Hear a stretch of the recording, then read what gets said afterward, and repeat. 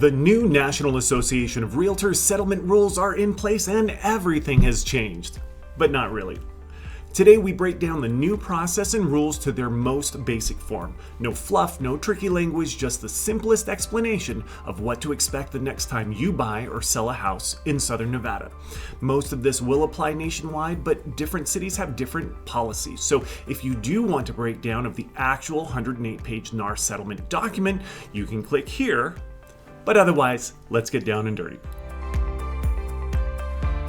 For simplicity's sake, I'm going to say agent, even if I technically mean realtor, broker, or brokerage. For as long as any of us can remember, the seller paid commission for their listing agent, and they paid the buyer's agent who brought in the winning buyer. If you remember a time before the seller paid commissions for both sides, please drop a comment below. I've literally never heard from anyone about the process before that became the norm.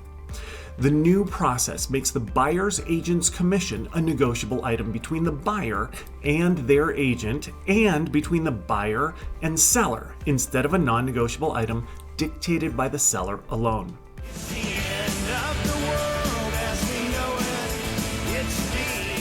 Starting August 17th, all references to buyer's agent commission had to be removed from all MLSs nationwide. Las Vegas was way ahead of the curve, like always, and implemented those changes way back on July 31st. Here's exactly how the process changed. Buyers, you now have to sign a buyer-broker agreement with an agent before touring a home physically or virtually that clearly states that you are paying your own agent's fees at closing. Buyer agrees to pay agent a percentage or a specific amount due and payable upon successful closing. So you can't be charged in advance and nothing is paid unless you close on a home.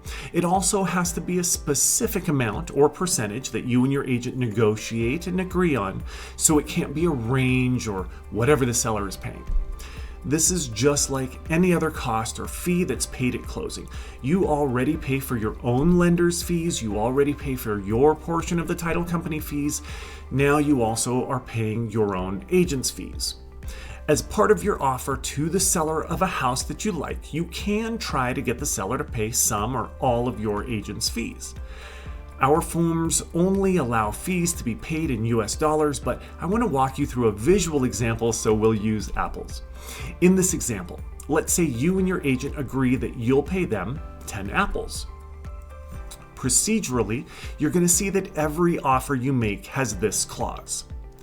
At the close of escrow, seller shall pay the buyer's agent blank percent or blank dollars, thus reducing your responsibility to pay your agent.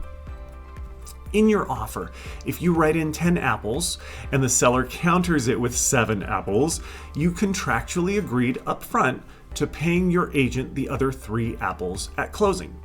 The settlement says the agent cannot get paid more than what's on the buyer-broker agreement from any party, but they don't make it very clear when or how that agreement can be amended. So talk to your agent about that ahead of time.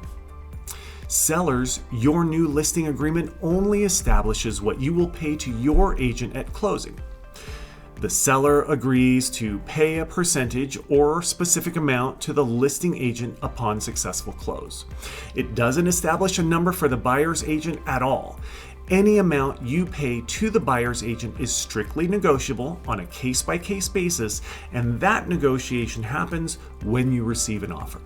And again, every offer you receive will have the clause, at the close of escrow, seller shall pay the buyer's agent blank percent or blank dollars.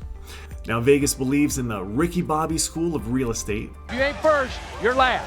We've been using these new forms since July 31st, and so far, 100% of the offers I've seen and written have an amount written into that new clause.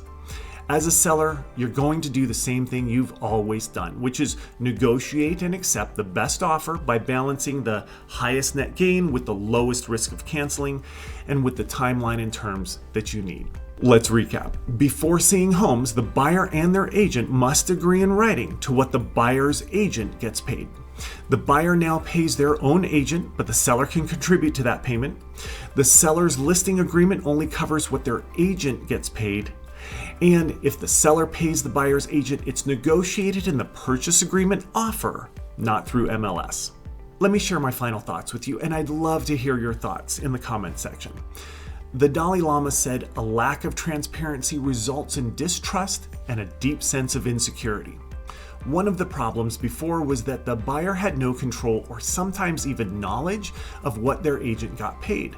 On the surface, that's pretty cool for the buyer, but the dark side was that it created a hidden incentive for agents to push the properties that paid them more.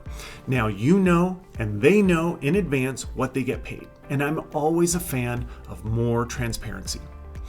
The craziest part of all of this is that all of these nationwide changes that are already into effect are subject to final court approval in a hearing set for November 26th of this year.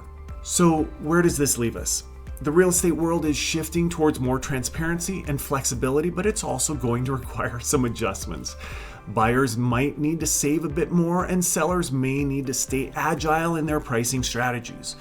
I'm confident the market will figure out how to cope pretty quickly. If buyers can't buy, that will mean that sellers aren't selling, and they're going to adjust. What's your take on these changes? Do you think it'll help you as a seller or as a buyer?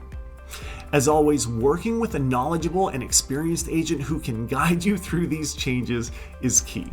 Whether you're buying, selling, or just curious about these changes, I'm here to keep you in the loop. Don't forget to like, subscribe, and hit that bell so you don't miss any updates.